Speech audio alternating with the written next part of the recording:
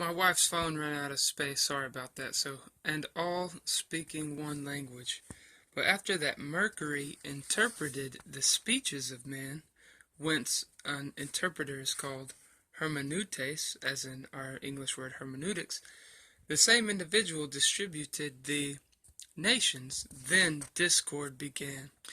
And we see this in double speak and double think, like when the scripture says a double-minded man is unstable in all of his ways, and it tells you to be single.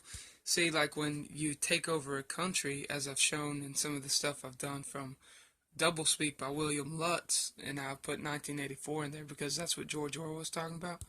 When you conquer a place, the way you conquer them is by taking over the language and changing the meanings of the word.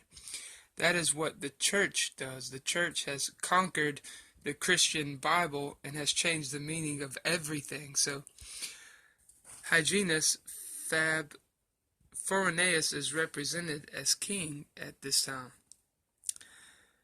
Here there is a manifest enigma. How could Mercury or Hermes have any need to interpret the speeches of mankind when they all spoke one language?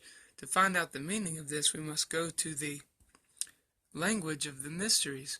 Peresh in Chaldean signifies to interpret, but was pronounced by old Egyptians and by Greeks and often by the Chaldeans themselves in the same way as Perez, to divide. Mercury then, or Hermes, or Cush, the son of Ham, was the divider of the speeches of men. He, it would seem, had been the ringleader in the scheme for building the great city and tower of Babel, and as the well-known title of Hermes, the interpreter of the gods, would indicate, had encouraged them in the name of God to proceed in their presumptuous enterprise, and so had caused the language of men to be divided, and themselves to be scattered abroad on the face of the earth. So there you have it, doublespeak, see? So God didn't tell them to do that, and they're saying that God told them to. So when you do that, you're using doublespeak because you have a hidden agenda that's different from what you're saying. You're saying God told you when he really didn't. That's doublethink, that's doublespeak, and that's also what a hypocrite is.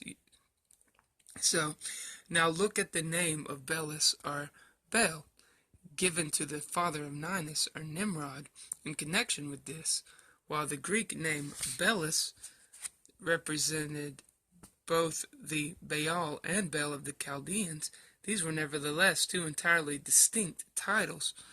These titles were both alike, often given to the same god, but they had totally different meanings. Baal, as we have already seen, signifies the Lord, and Baal means the Lord, but the original name for the son was Shemesh, which is means servant. So the original name for the son means servant, but they give it the title of the Lord, and that's what they said up here. Ham means, they said that Ham signified the hot or burning one, and Ham so that was a covert way of identifying Ham with the son.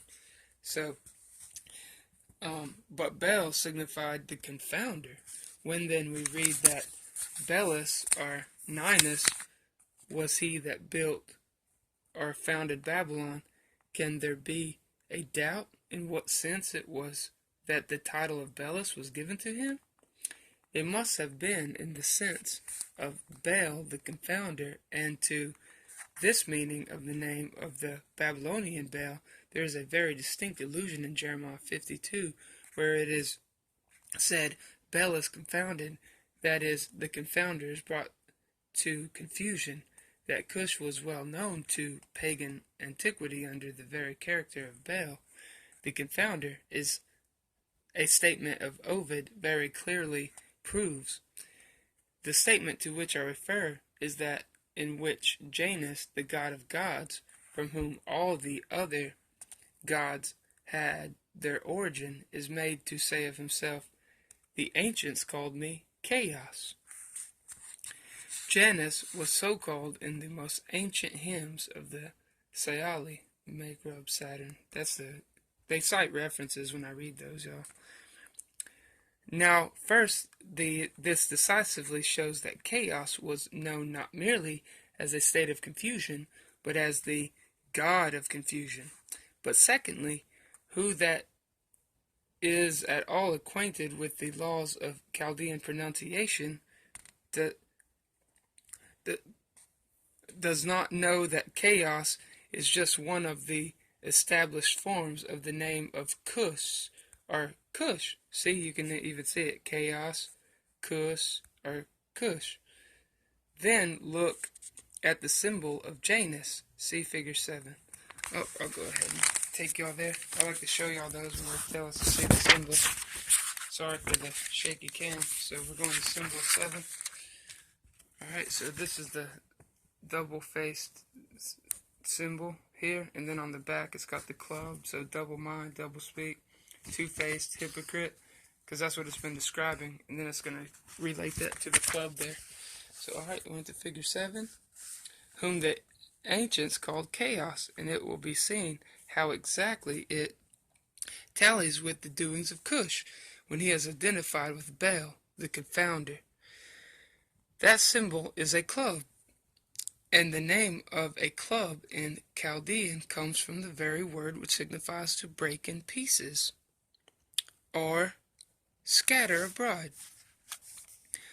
The name of Cush is also Cush, for she, the word she, are actually the parts in the name is what it's explaining.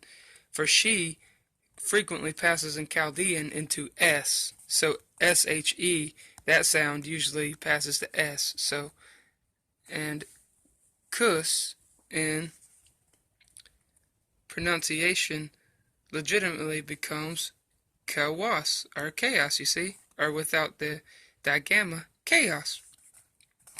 From Sir W.M. Betham's Etruscan Literature and Antiquities Investigated, 1842, the Etruscan name of the reverse of a metal, Bel-Othri, Lord of Spies, is probably given to Janus in allusion to his well-known